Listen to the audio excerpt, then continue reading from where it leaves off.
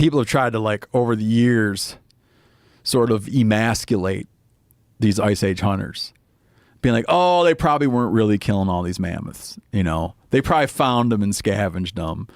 You know, and explaining away, David would hate me saying this, but explaining away evidence that they were slaying mammoths, and also explaining away the theory that that they killed all the mammoths, right? Mm-hmm.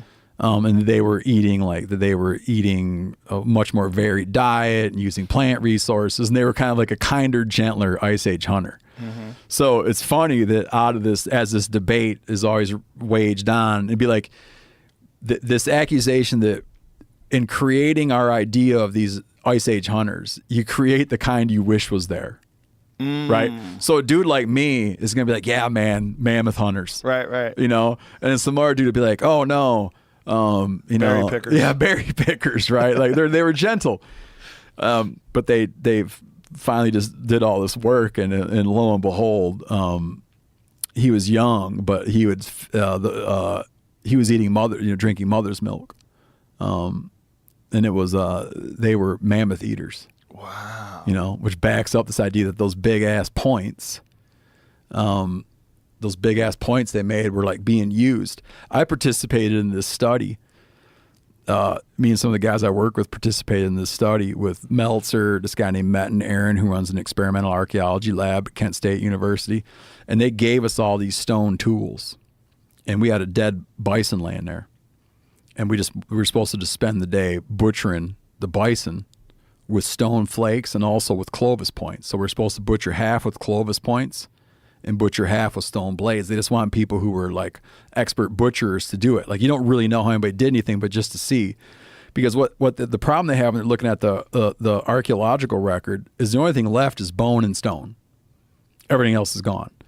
So when you find some mammoth, you find a mammoth rib cage eroding out of a riverbank, and lo and behold, there's a projectile point laying there. We had always said, someone stabbed it with that point and killed it. But do you really know that? Right? You'll see a mark on a rib, and you're like, oh, see, they shot it in the rib, and that's why it's got a scratch on its rib. Well, do you really know that?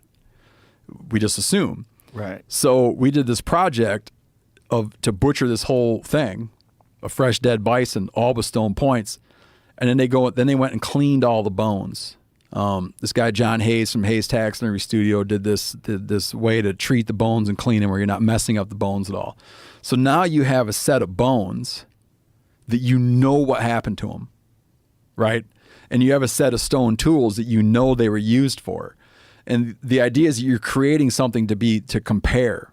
Like there's this famous Folsom site where all these out of New Mexico, where all these bison skulls, these Ice Age bison skulls, they look different. Like that skull you got out in your studio, the steppe or bison. In the enter, big horn, longer horned animal. They all got these cut marks on the bone right here, inside the jaw, and people have been like, oh, it must have been from extracting the tongue.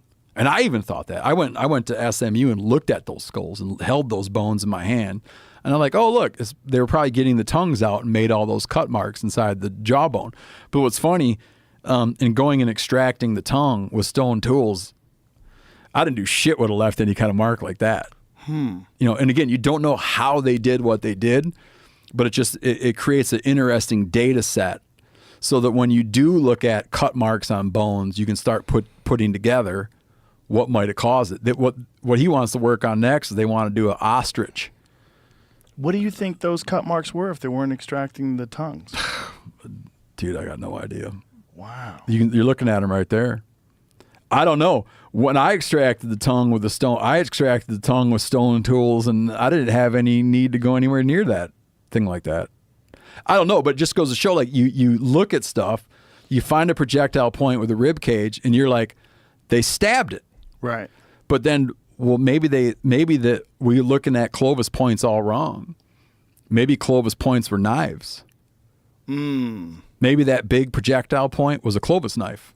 Or maybe it was both things. And maybe when you find a mammoth skeleton and it's got 2 or 3 broken Clovis blades, it wasn't that they had been jabbed into it necessarily. Maybe they were the butchering tools. But then what would be the killing tools? It's a great question.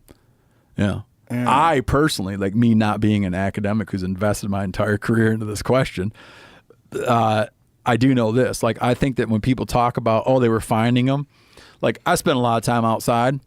You just don't find all this fresh dead shit laying around everywhere.